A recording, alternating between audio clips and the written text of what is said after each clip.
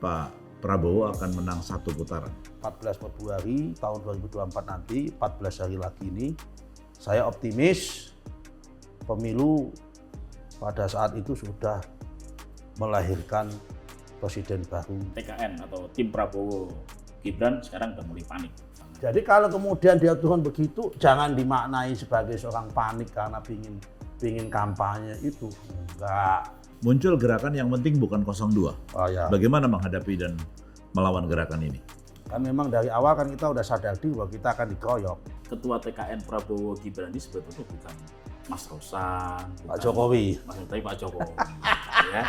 Bahwa Pak Jokowi concern ya.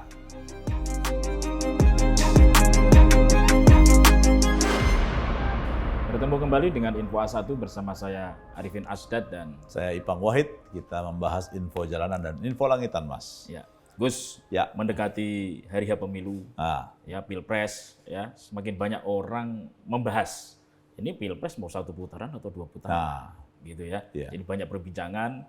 Mungkin dari 02 dari tim Pak Prabowo Gibran sangat yakin saya lihat Gus, mereka satu putaran. Tapi kalau dilihat dari timnya Mas Anies Mohaimin dan juga Mas Ganjar sama Prof Mahfud, Dua putaran. Iya, gitu. Jadi perbincangan ini yang saya pikir juga terus. Salam 4 jari. Kemudian memunculkan ada 4 jari.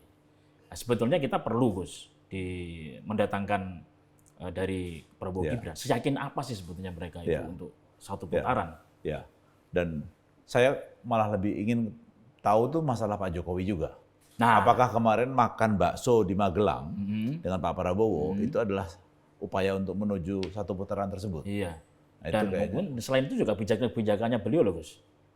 Ya, mungkin ada bansos, ada termasuk menaikkan gaji PNS, TNI, Polri, segala itu bisa jadi mungkin mengarah ke situ yang akhirnya membuat semakin yakin TKN Prabowo Gibran ini bahwa mereka satu putaran. Yang paling mungkin adalah yang kita ajak ngomong adalah sekretarisnya nih. Nah, mungkin juga bisa kita tanya Gus nanti terkait dengan debat kan masih ada satu lagi Gus. Masih ada satu. Ini pasti akan seru juga kan. Bidangnya kesra, ketenaga kerjaan. Ada kesra. Kalau kemarin debat yang kemarin itu Pak Prabowo kan diserang sama Mas Anies sama. Apakah akan berlanjut? Apakah akan terus berlanjut ini? Gitu.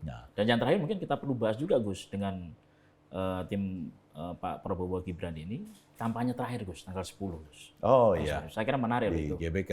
Di GBK Pak Prabowo, kemudian Mas Anies di potensinya sama kotanya kotanya sama. Ini kan bentrokan seperti apakah apa? akan mungkin bentrok ya? Gitu. Sih Gus. Kita hadirkan Mas Nusron Wahid. Sama-sama Wahid nih Gus. Sama-sama Wahid.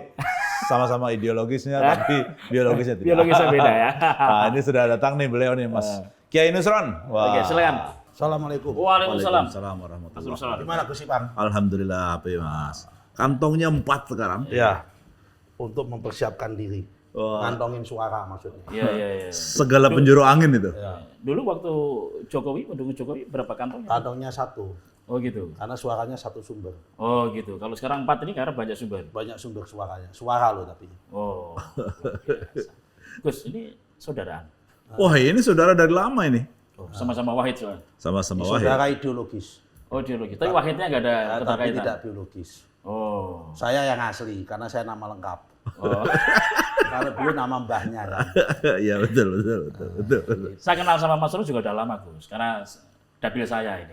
Siap. Bermainnya di dapil saya. Oh iya satu daerah ya, Jepara, Iya, Jepara. Kudus. Tapi dulu diduga Wahid itu karena memang ada keturunan dari.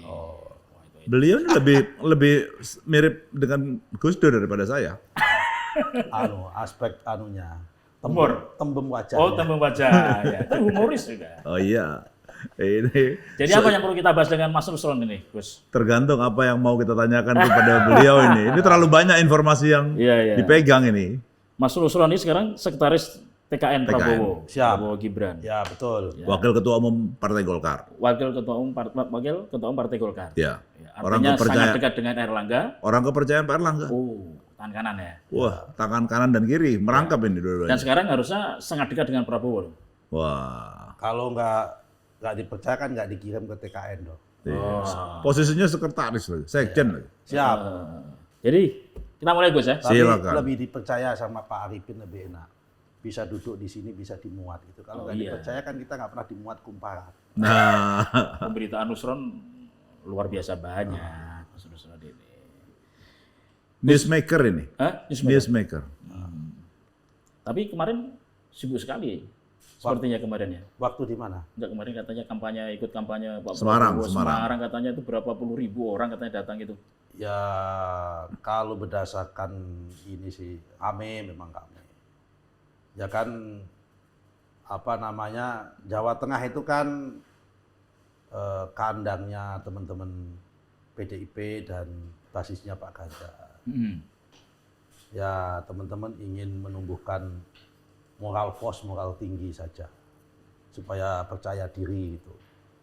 Nah, supaya percaya diri dalam semangat kerja kan ya memang ya harus ada, kalau bahasanya Pak Bambang Pacul itu mendeploy pasukan.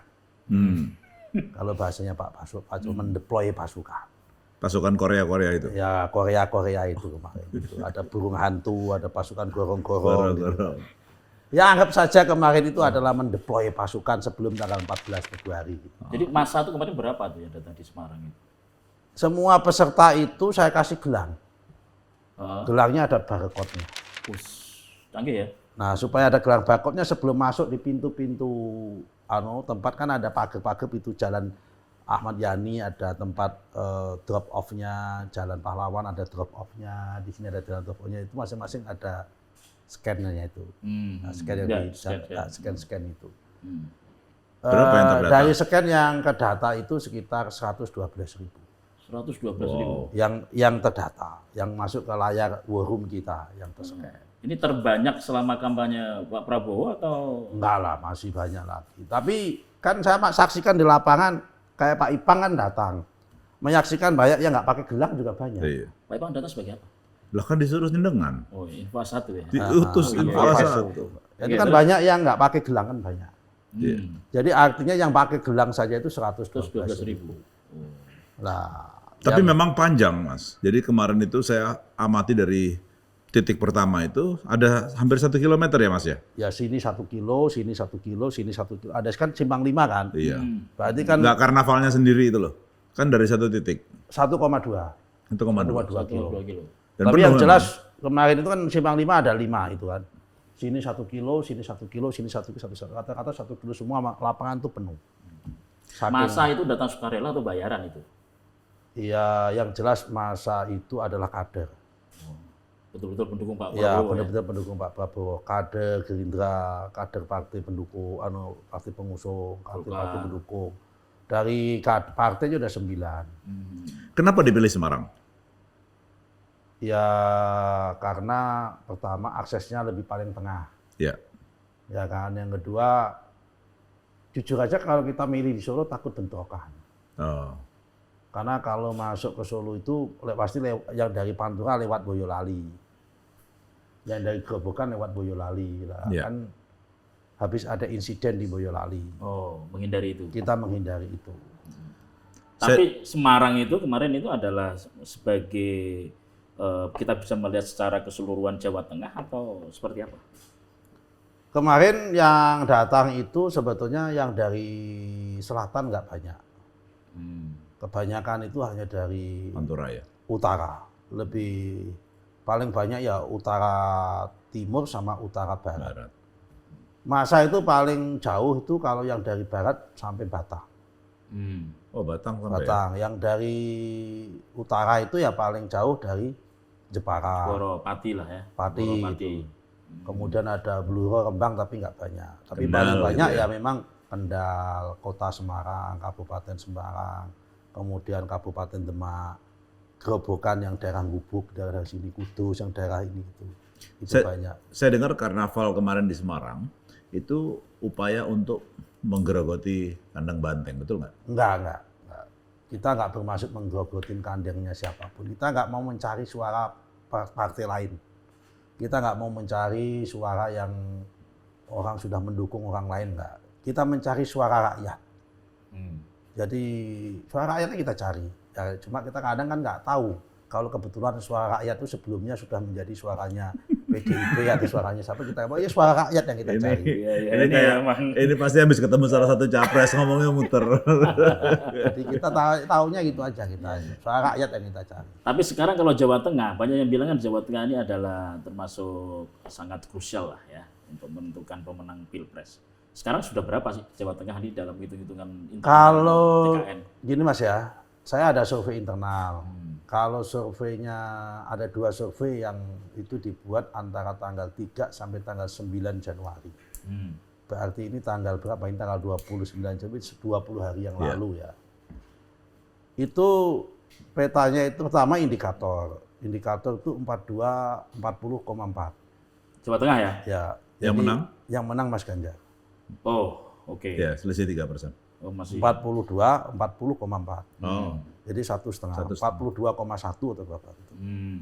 Kemudian LSI Jayadi Hanan itu 41, 40,8.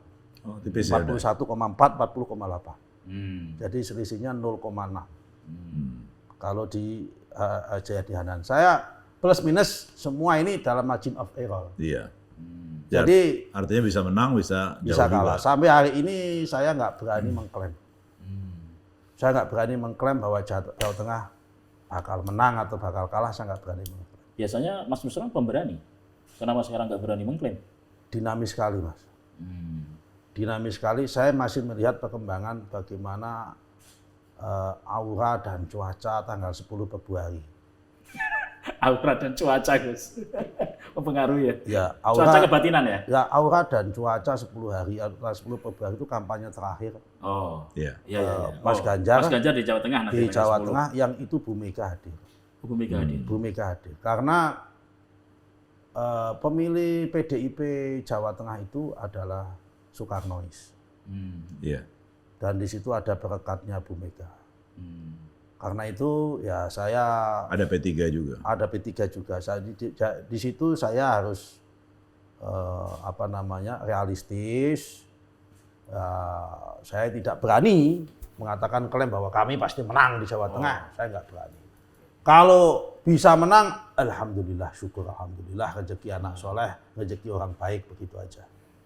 Artinya sebetulnya kalau nanti Mas Ganjar kampanye akbar tanggal 10 itu di Jawa Tengah, itu memang sangat sangat berpengaruh ya? Saya akan lihat bagaimana aura dan cuacanya di situ. Melihat aura dan cuaca itu dari mana? Mas? Pertama, arus pergerakan massa itu datang dari mana saja. Terus respon rakyat itu kayak apa di situ. Karena apapun di situ kan ada 2 variabel.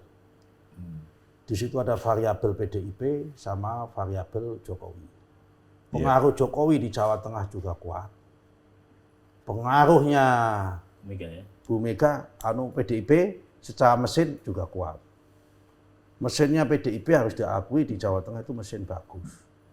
Mas, apa betul ada yang bilang kalau selisihnya sama Mas Ganjar saja hanya 5%, itu artinya Pak Prabowo akan menang 1 putaran? Selisih di Jawa Tengah maksudnya. Kalau itu masih sangat tergantung dengan seberapa tebal kemenangan Pak Prabowo di Jawa Timur dan di Jawa Barat. Ya. Kalau asumsinya konstan sesuai dengan data hari ini, itu ya. Data hari ini seperti apa di Jawa Barat sama Jawa? Ya Jawa Timur kita menang tebel. Berapa persen itu? Ya saya nggak berani sebut rahasia, pokoknya menang tebel. Menang tebal. Menang tebel. Jawa Barat menang tebel.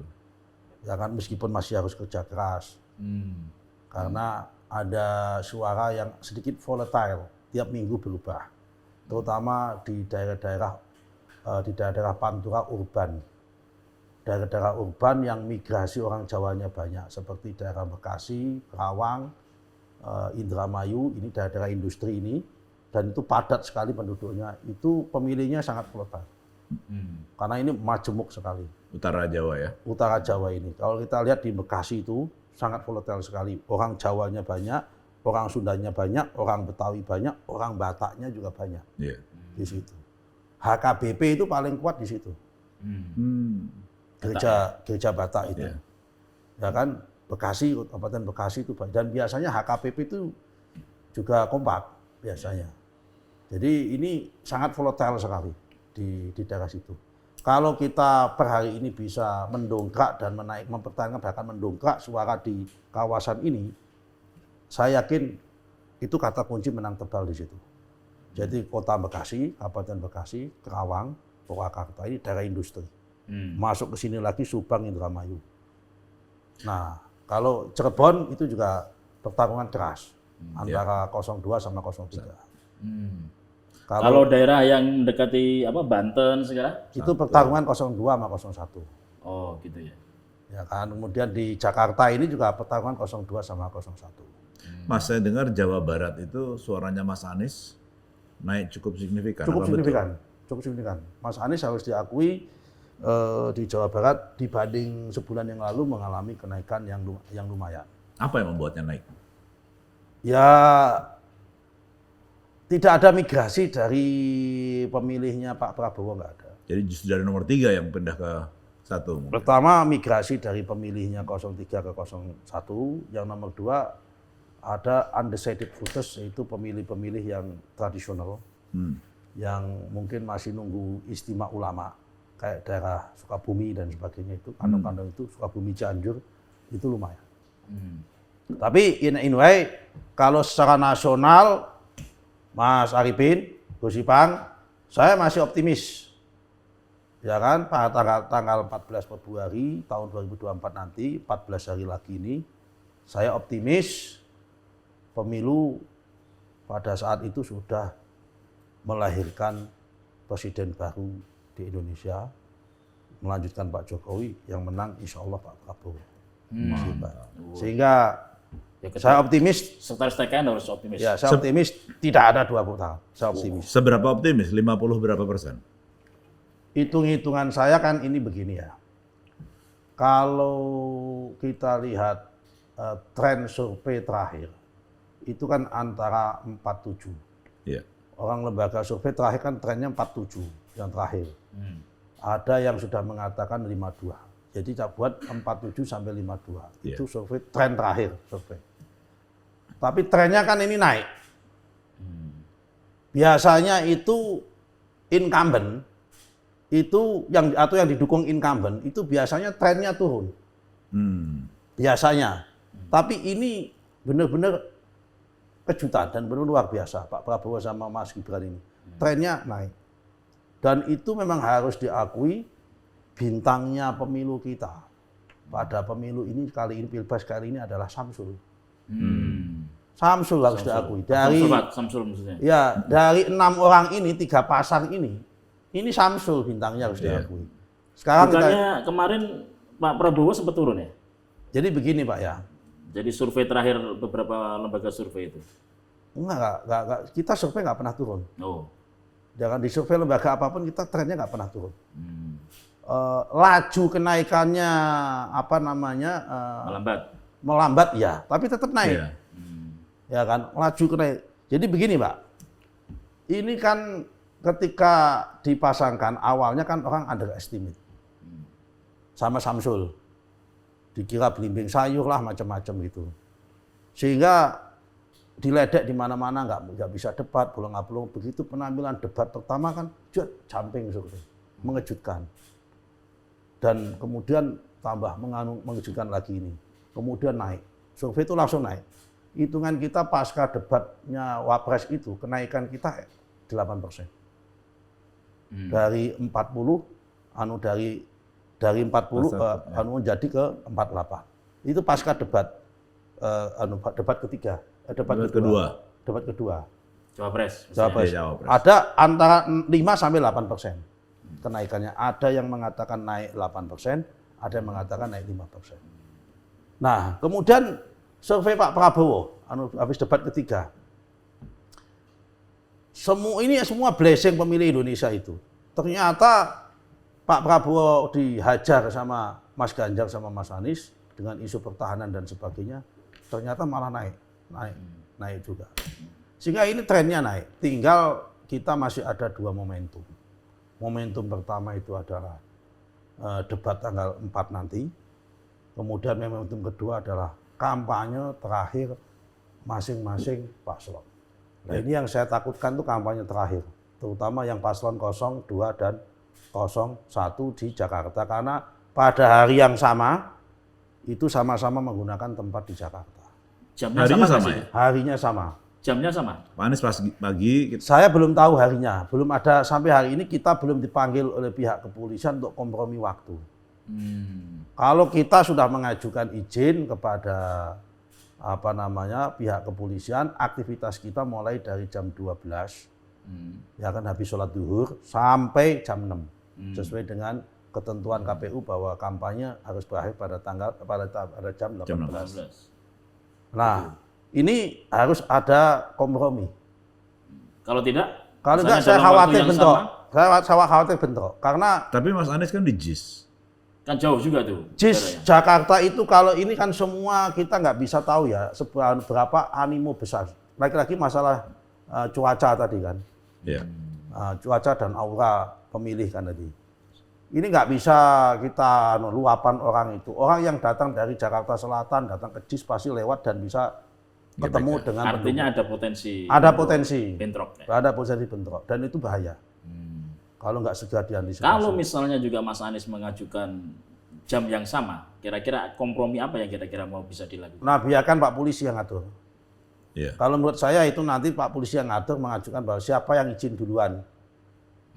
Itu aja. Kapan izin dari TKN? Kalau kita sudah ngajuin izin udah lama. Udah lama kita Dari ngajuin tanggal? izin. Oh, udah lama kita. Udah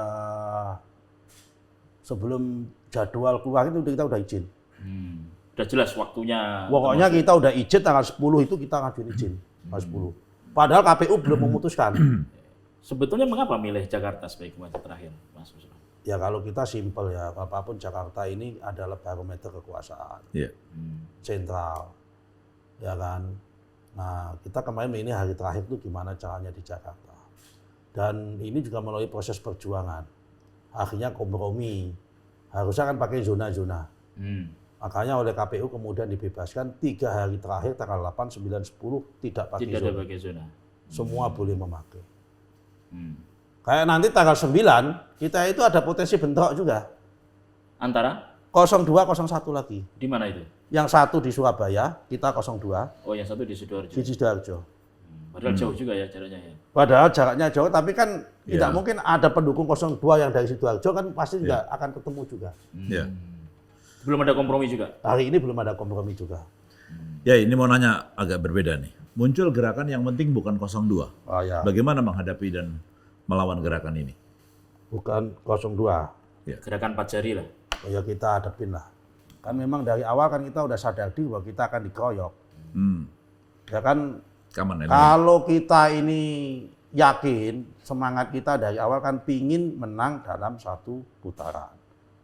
Kalau andai misal 2 putaran pun ya nggak masalah, tapi kita usaha dulu dalam konteks 1 putaran. Insya Allah sih berhasil rasa-rasanya. Ketika kita mengkampanyekan itu, pasti kan ada kan calonnya 3. Kan ada pihak yang menginginkan supaya kampanyenya ini 2 putaran. Ya. Ya kan? Yang pihak yang ini kan ya 01 sama 03. Jadi kemudian wajar kalau mereka ingin bersatu. Ya. Dan mengatur strategi. Ya inilah resiko. Ya resiko, ya namanya resiko jagoan ya, namanya lakon ya memang dikeroyok sama musuh. Kalau dulu kita nonton waktu film-film kartun atau film Walaupun kartun, masanya juga nggak gampang untuk nyatu, itu kan cuma di elit aja ya. Tapi itu Ya, sulit ancaman kalau- serius atau tidak? saya nggak saat pernah, ini ya? saya ini berpolitik Mas Arifin, Gus Ipang ya, nggak pernah merasa ada ancaman. Namanya kompetisi itu bukan ancaman. Ancaman itu kalau perang. Ini kan kita nggak menganggap ini perang. Kita menganggap ini kompetisi.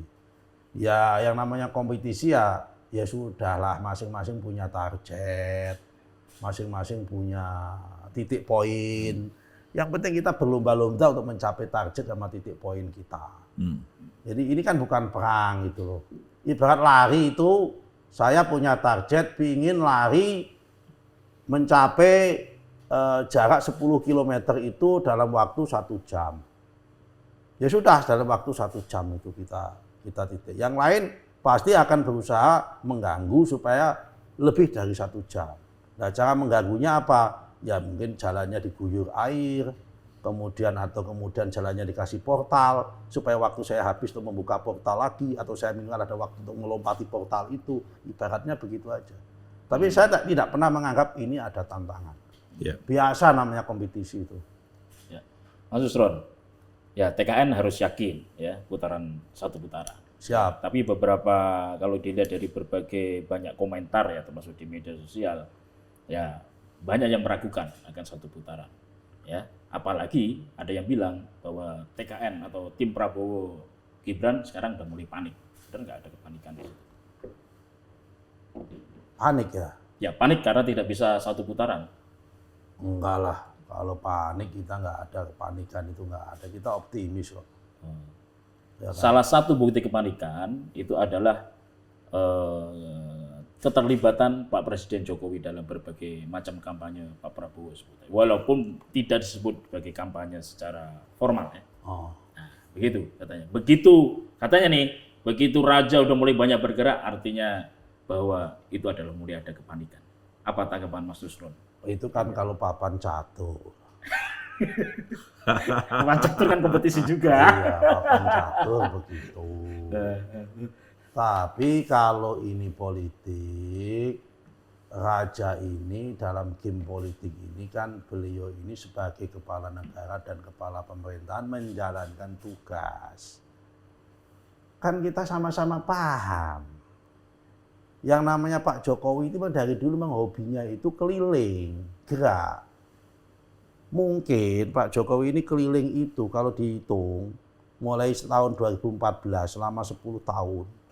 Kalau dihitung ini, itu mungkin sepatunya udah dripis, tinggal berapa kali ganti itu satu kalau di jalan. Dripis sih betul ya. Udah tipis begitu sepatunya.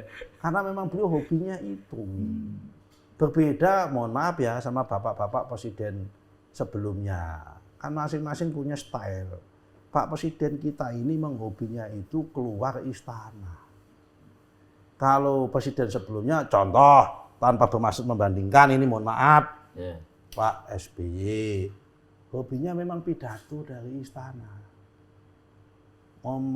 Menampakkan presiden itu seperti dengan sesuatu yang untouchable, seperti yang avant-garde begitu.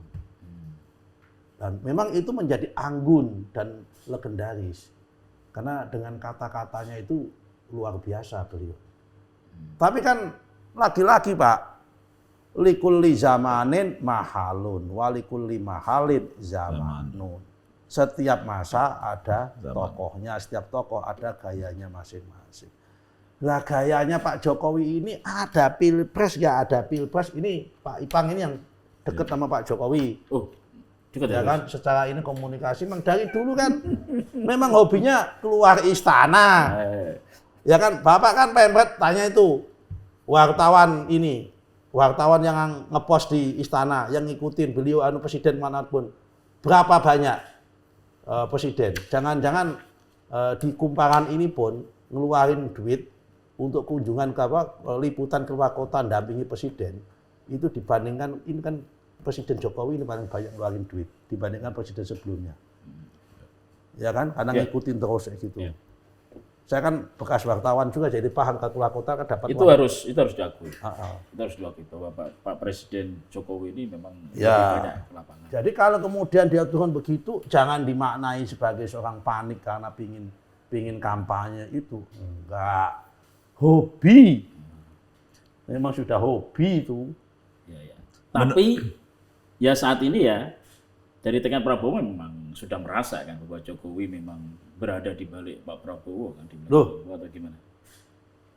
Ya kalau kita memang pertama ya kan dari awal kita ingin mengusung keberlanjutan. Program yang kita usung ini adalah programnya Jokowi plus perbaikan dan plus penambahan programnya Pak Prabowo yang belum terlaksanakan. Wakil presidennya juga anaknya beliau. Jadi memang harus diakui kita mendapatkan atmosfer dan aura dari Pak Jokowi. Tidak kita pungkiri, Pak Jokowi mempunyai pengaruh yang sangat kuat dan moral spirit yang sangat kuat terhadap lajunya Pak Prabowo dan Mas Gibran. Kira-kira akan datang nggak ke kampanye terakhir Pak Jokowi? Wah, ini pertanyaan sulit ini saya ini. Saya belum bisa Sampai jawab. sekarang belum mengajukan cuti. soalnya. Tapi kepingin. Kalau sebagai sekjen, Yai Nusron berharap datang atau enggak? Wah, saya kembalikan sama beliau kalau soal itu. Saya kembalikan sama beliau, ya saya nggak bisa jawab kalau soal itu. Tapi kalau beliau datang, saya senang. Oh. Ya kan senang. Kenapa? Menambah gong ini menjadikan firm bahwa pemilih pecinta Pak Jokowi ini memang ada di sini. Ya kan. Kan meskipun kemarin. Tapi kan sebetulnya juga pendukung Pak Prabowo juga sudah nggak ada yang ragu kan bahwa Pak Jokowi mendukung Pak Prabowo kan. Wah, nggak ada yang ragu. Iya. Udah. Tapi kan ini masih ada pendukungnya Pak Jokowi ini, pecinta Pak Jokowi ini yang masih berserakan. Secara survei kan mayoritas sudah ke kita, tapi belum 100%. Masih ada yang tegak lurus Jokowi tapi tidak mendukung pilihannya sama dengan Pak Jokowi kan ada juga. Ya. Contohnya tanda petik abdi sleng kan itu udah deklarasi ini contohnya kan gitu ya. Itu haknya beliau. Haknya abdi. Nah, sekarang kan Pak Jokowi kan ingin ya kalau bisa 90%. Pecintanya beliau itu ada di Pak Prabowo. Termasuk kemarin makan bakso bareng di Magelang itu kira-kira efektif akan menambah atau enggak? Wah, saya yakin itu politik tingkat tinggi.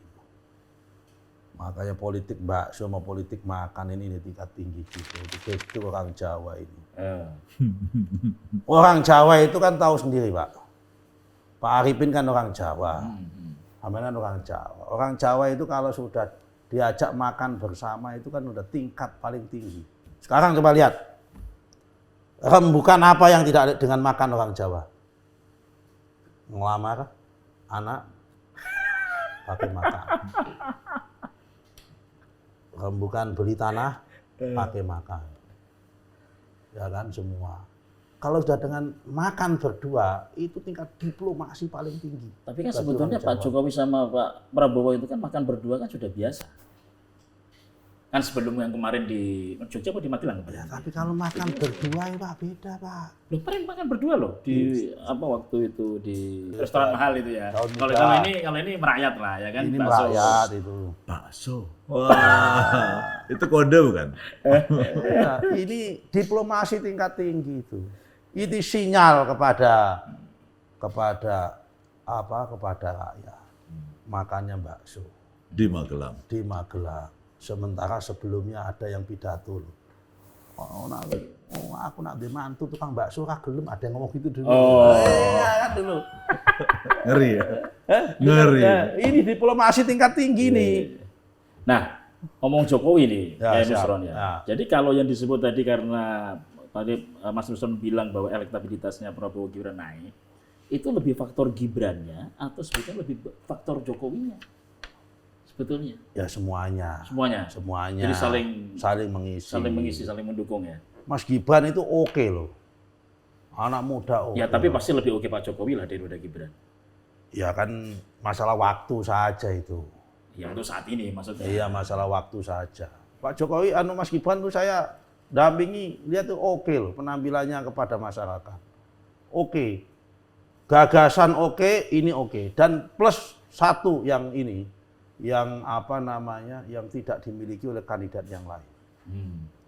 Apa itu? Sopan santunnya sama orang. Oh. Salaman sama siapapun tuh bungkuk. Oh gitu ya. Kalau lebih tua itu pasti bungkuk dan mencium tangan.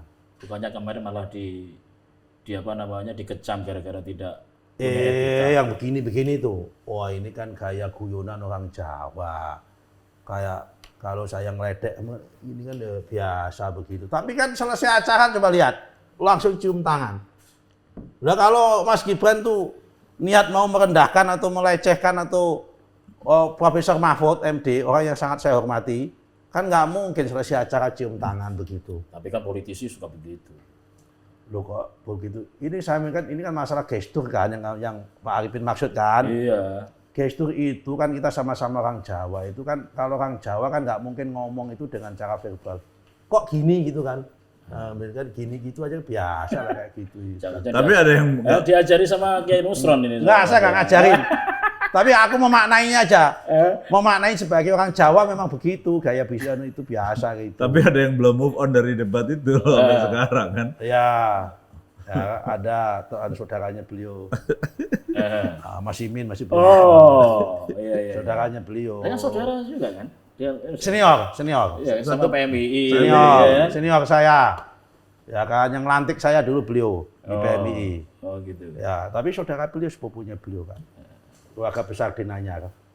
Mas, ini menarik, ini kan debat terakhir ini terkait pendidikan. Nah, ini Mas Anies mantan Menteri Pendidikan. pendidikan. Kira-kira akan ada strategi khusus nggak dari Pak Prabowo? Karena mengingatkan serangan-serangan dari debat sebelumnya kan lumayan tinggi. Sebetulnya yang paling isunya kan paling menonjol kan Kesra. Ya. Rumpun Kesra itu kan satu pendidikan. Yeah. Yang kedua sosial dan pengentasan kemiskinan. Nah, termasuk juga isu tentang kesehatan dalamnya isu Kesra itu. Ini debat besok saya antisipasi itu kira-kira isunya imbang. Karena apa? Karena Pak Prabowo mempunyai kelebihan tentang isu kesejahteraannya sosial dengan program yang konkret. Yeah. Apa itu? Makan siang gratis sama susu gratis. Dan itu untuk mengatasi stunting sama peningkatan sumber daya manusia. Tapi memang dalam perjalanan Pak Prabowo ini minim sekali ngomong tentang konsep pendidikan, tapi dalam Astanawanya sudah mengatakan. Cita-cita. Astacita kok Astanawa kan, Nawa kan 9. Mohon maaf, dalam Astacitanya itu mengatakan akan membangun sekolah-sekolah unggulan di setiap satu kabupaten. Itu yang langkah konkretnya. Tapi belum menyentuh tentang pastinya akan dielaborasikan tentang bagaimana isu kurikulum. Kan sekarang ini dalam konteks pendidikan kan selalu setiap ganti menteri, ganti kurikulum, ganti metode pembelajaran. Yeah. Nah ini yang selalu pasti akan menjadi isu krusial dalam dunia ini. Dalam dunia debat nanti terutama tentang isu pendidikan. Mas Anies, mantan gubernur, mempunyai kendali langsung terhadap penyelenggaraan pendidikan. Mas Ganjar, mantan gubernur 10 tahun, punya kendali langsung terhadap masalah pendidikan, terutama SMA. level SMA dan SMK. Nah, Pak Prabowo hanya satu pendidikan, yaitu pendidikan militer. Unhan sama Akmil kan. Nah, belum lagi nanti kita bicara masalah pendidikan vokasi di dalamnya. Nah, ini kan saling berkait nanti itu. Sehingga ini saya yakin perdebatan akan menarik. Apalagi di dalamnya pasti akan masuk isu tenaga kerja. Oh iya betul. Kira-kira nanti di dalam debat terakhir ini Pak Prabowo akan ganti menyerang Ganjar dan Anies atau tidak? Nggak mungkin. Saya kenal betul Pak Prabowo. Orangnya sangat manusiawi, sangat nggak bakal menyerang. Nggak akan memberikan penilaian mungkin Mas Anies pada Mendiknas. Nggak mungkin. Ya? Nggak mungkin. Nggak mungkin. Nggak mungkin akan ngasih nilai-nilai itu nggak mungkin. Mengajukan pertanyaan yang bersifat menyudutkan aja enggak. Karena bukan gaya beliau ya. Bukan gaya Pak Prabowo. Tapi kalau nanti Mas Anies sama Mas Ganjar nyerang lagi, ya pasti beliau akan bertahan. Ya akan bertahan itu aja untuk menyampaikan data-data yang ada. Tapi saya yakin debat ini akan menarik. Karena ini lebih banyak pada tentang aplikasi penyelenggaraan negara terutama di bidang sosial ini adalah semua yang kita omongkan ini besok adalah costly negara. Tidak hanya revenue negara. Iya. Beda sama ekonomi kan revenue negara. Iya. Ini mengeluarkan. Ini costly negara semua, ongkos semua ini. Yeah. Bicara pendidikan ongkos karena investasi kan. Yeah. Investasi SDM. Bicara kesehatan ongkos, investasi. Bicara tenaga kerja ongkos karena kaitannya dengan competitiveness tenaga kerja Indonesia dan bagaimana pengelolaan upah dan sebagainya itu pasti akan muncul di situ. Bicara mantan bosnya tenaga kerjaan. Ya TKI dulu. Iya dulu. Iya. Ya kan? Bicara masalah poverty alleviation pasti juga ongkos semua itu. Tapi ini diskusi. Tapi yang program paling menonjol di antara 3 kandidat ini ya Pak Prabowo sudah mempunyai program susu gratis sama makan siang gratis untuk 83 juta anak Indonesia. Pasti dua kandidat yang lain akan mengejar bagaimana implementasinya.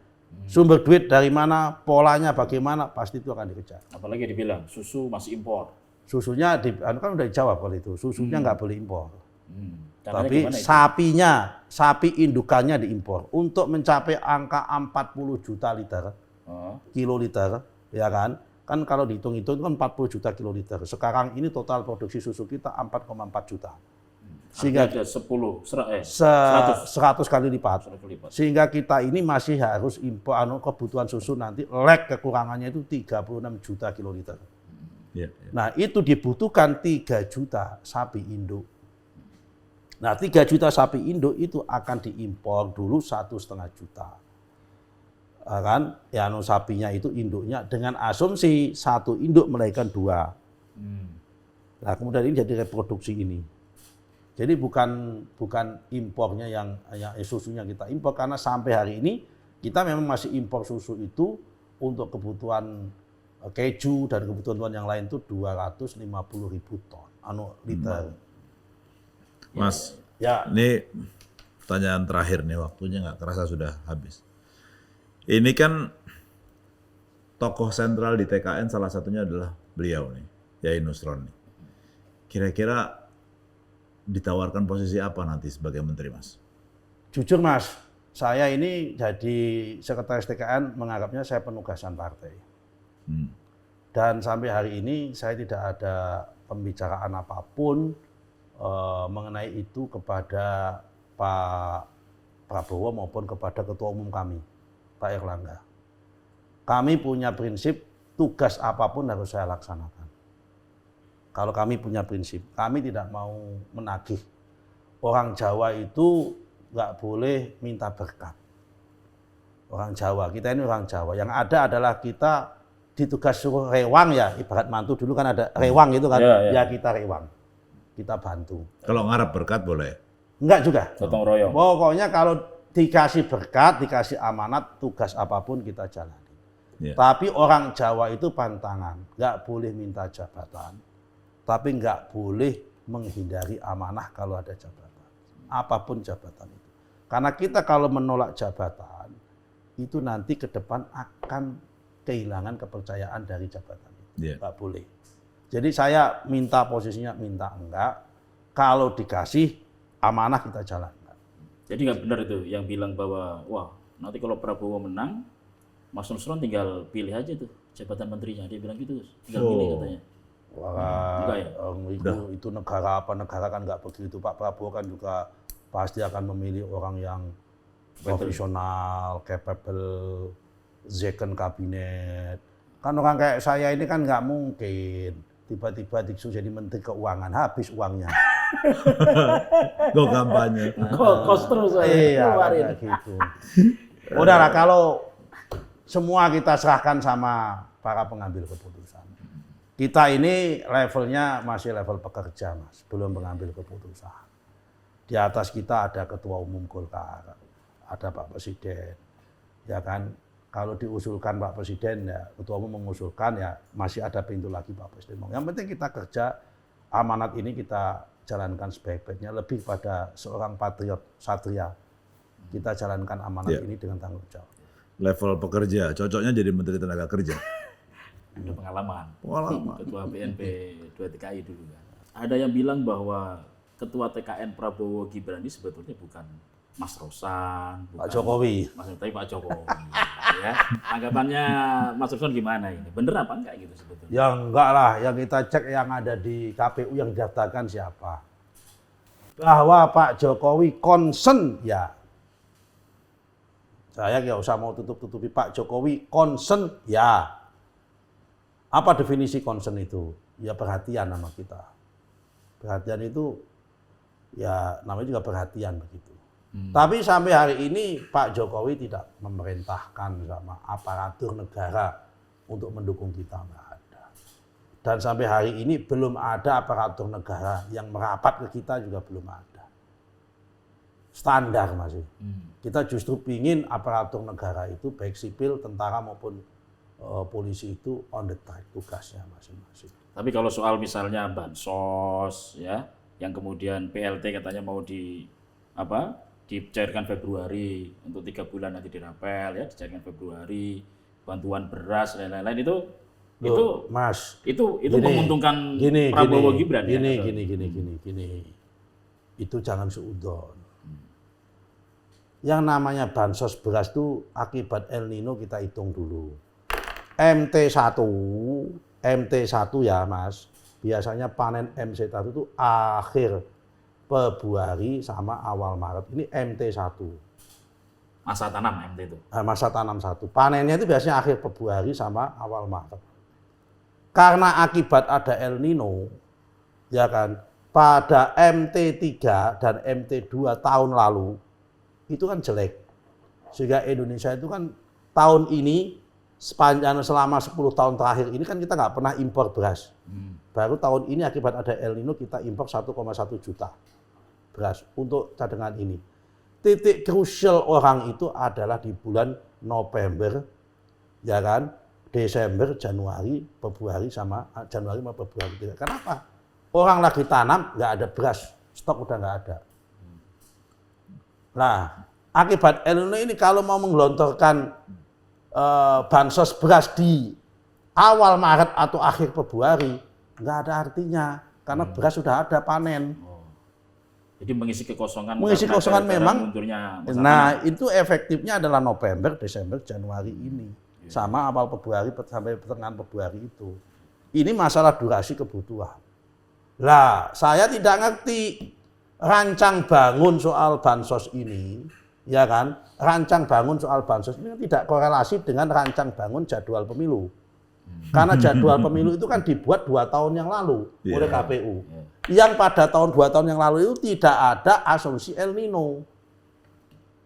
Jadi ini jangan dikait-kaitkan Mas, kalau soal itu Mas.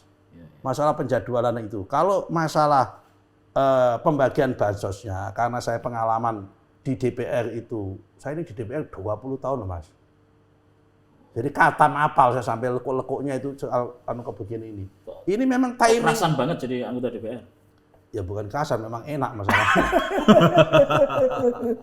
Ya kan, saya kan masalahnya mau jadi wartawan, nggak mungkin jadi pempret udah masalahnya. Aku mau jadi switching, jadi pemain iklan kayak dulu lagi udah nggak mungkin bisa juga. Dunia saya udah kadung di sini gitu loh. Nah, mau gimana lagi gitu kan? Jadi memang setiap MT1 menuju panen ini selalu terjadi masalah. Itu Pak. Baik dari ini setiap ada ini dari dulu masalah di situ. Lah menjadi ironis kalau membagi bansos beras ya kan itu di bulan Maret, di bulan April. Apalagi kalau sampai di bulan Maret, bulan April kok sampai ada impor beras, sudah itu namanya membunuh petani lokal. Tapi kalau impor berasnya itu di bulan Desember, Januari seperti ini, itu make sense. Apalagi ada El Nino, memang kita produksi beras kita itu minus sekitar 3 juta dibandingkan tahun sebelumnya. Gus ini cocoknya jadi Menteri Pertanian. Harus saya mau bilang. Iya, udah tahu masa tanam segala ini susah loh memahami masa tanam. Cocoknya jadi Menteri Pertanian. Ntar bisa dipotong dikirim ke Pak Prabowo. Oke, baik, Yai Nusron, matur nuwun sangat. Terima kasih sudah mampir nih di sini. Siap, makasih. Sukses banyak. Selalu, mudah-mudahan terwujud nih satu putarannya, karena kalau enggak akan dikeroyok rame-rame.